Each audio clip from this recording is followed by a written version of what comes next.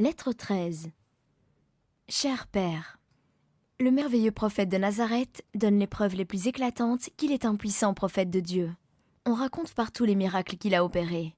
Il retarde sa visite à Jérusalem, mais il annonce en Galilée la venue du royaume de Dieu sur la terre, il enseigne dans les synagogues, et prouve par les prophéties qu'il est le Messie.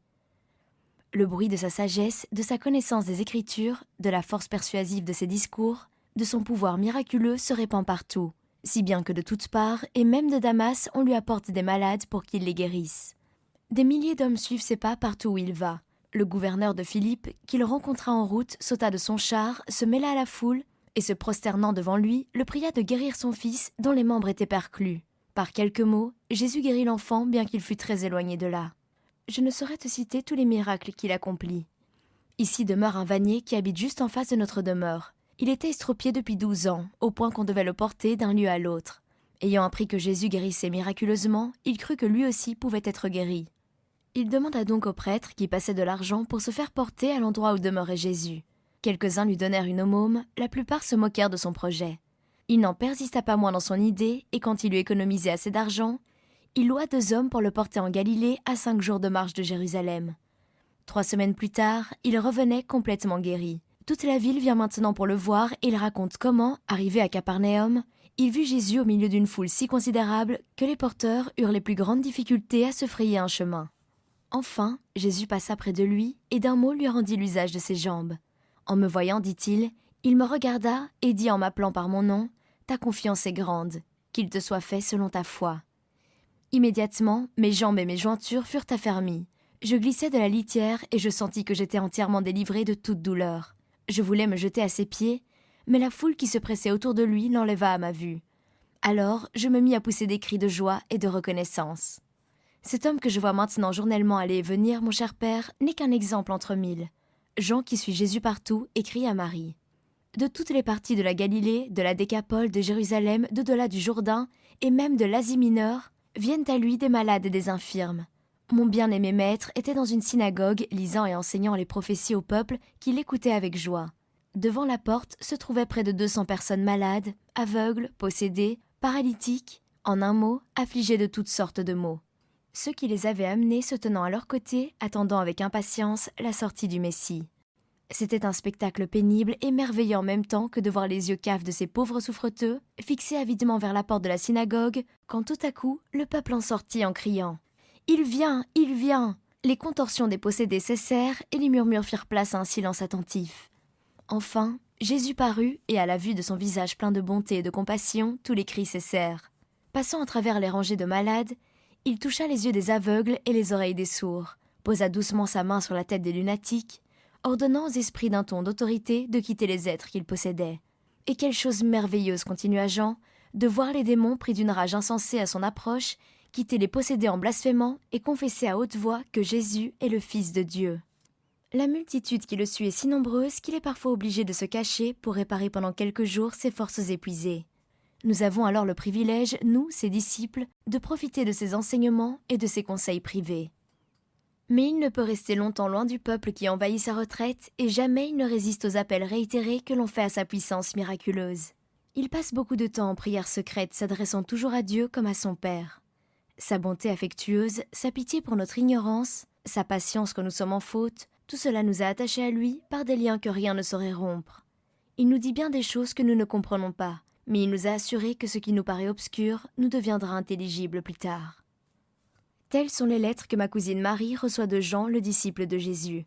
Elles sont remplies des récits de ses miracles, de ses enseignements, de ses voyages.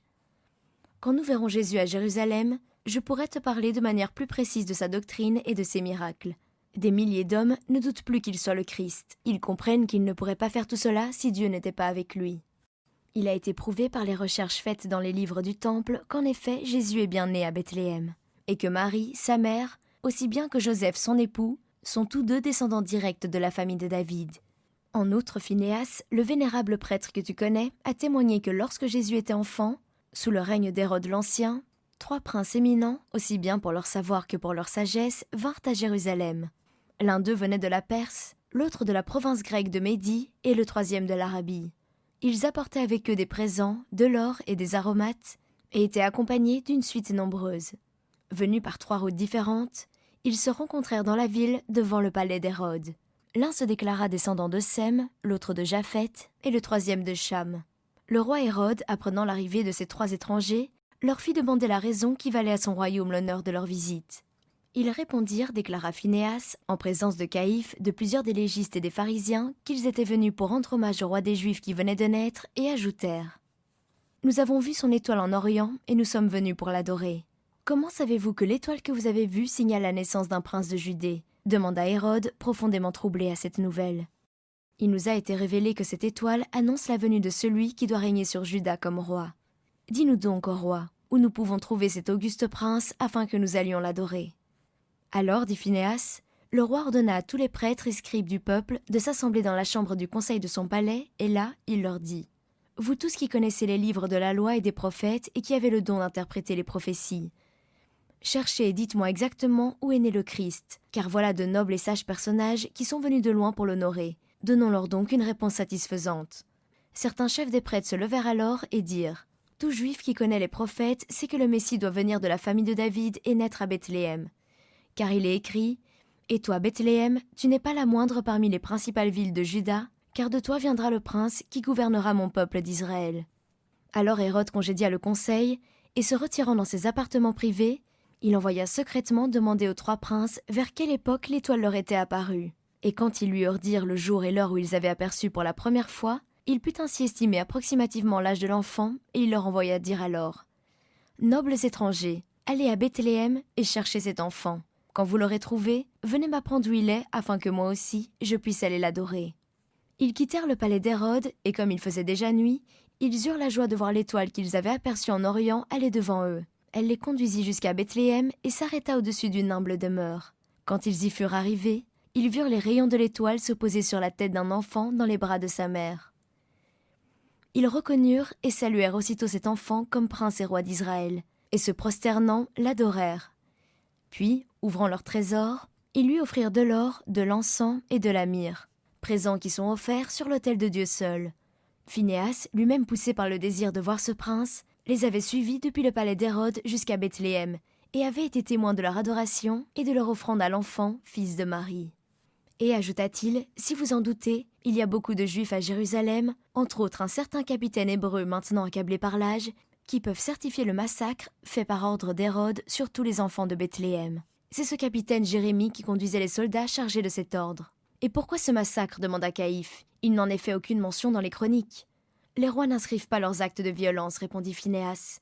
Hérode garda la chose secrète, mais il n'en avait pas moins fait massacrer tous les enfants de Bethléem âgés de 2 ans et au-dessous, afin que Jésus fût immanquablement compris dans cette destruction. Car les 3 sages, au lieu de revenir à Jérusalem et de l'informer où ils avaient trouvé l'enfant, avaient pris un autre chemin pour retourner dans leur pays.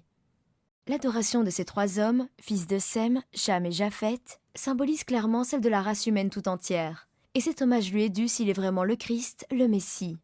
« Crois-tu donc aussi en lui » demanda Caïphe avec amertume en jetant sur Phinehas un regard étonné. « Je veux d'abord le voir et l'entendre.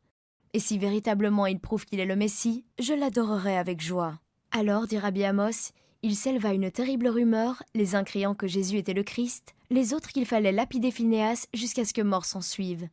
Le capitaine Jérémie, un vieux soldat aux cheveux gris, appelé pour témoigner, déclara qu'il avait obéi à l'ordre d'Hérode dont je viens de parler, et que cet ordre fut donné dans les 3 jours qui suivirent le départ des 3 sages de Jérusalem pour Bethléem.